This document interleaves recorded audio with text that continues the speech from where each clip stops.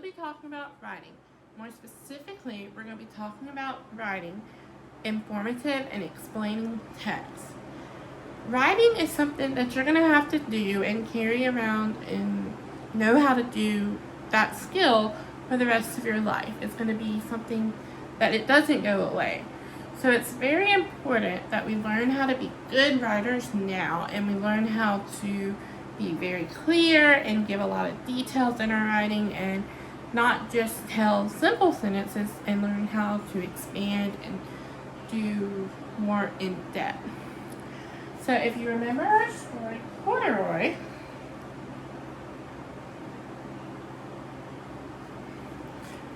by Don Freeman that we've been reading this week,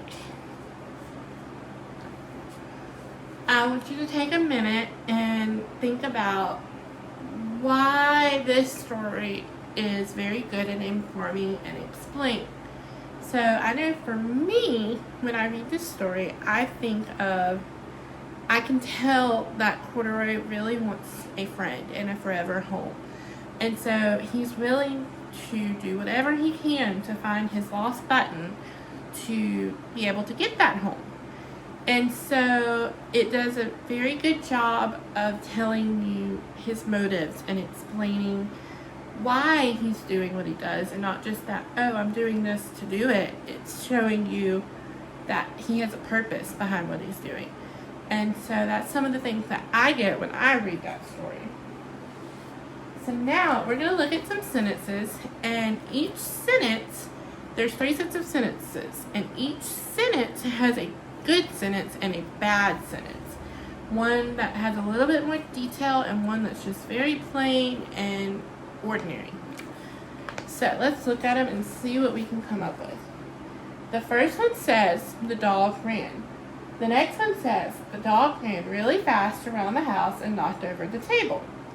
The next sentence states that the student passed the test. The fourth sentence says the student worked really hard and spent a lot of time studying and made a 90 on the test. The fifth sentence says it is cold outside. Brr.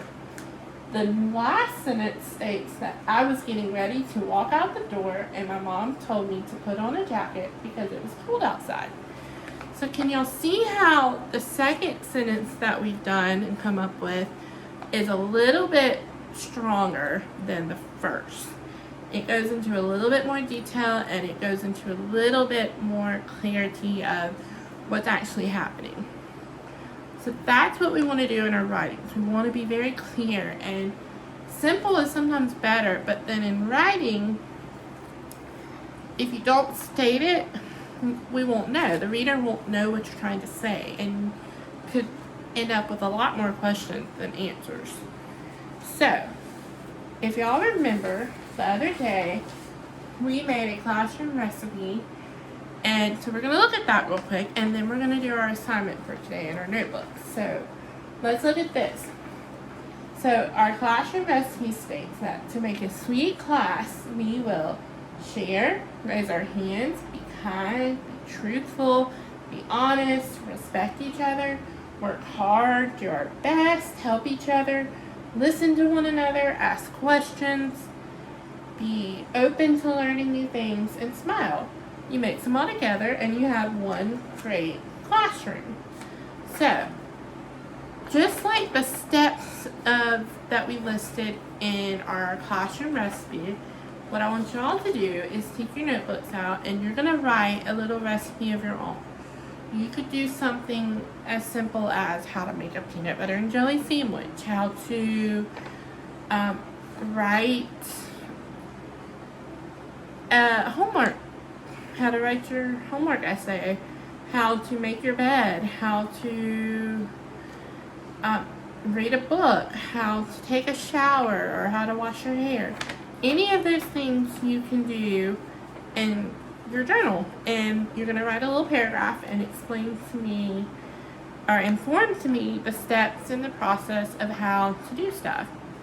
And you can even do something from like Corduroy and how he walked down the stairs to find his button and anything like that. So I want you to take out your journals and we're going to get started.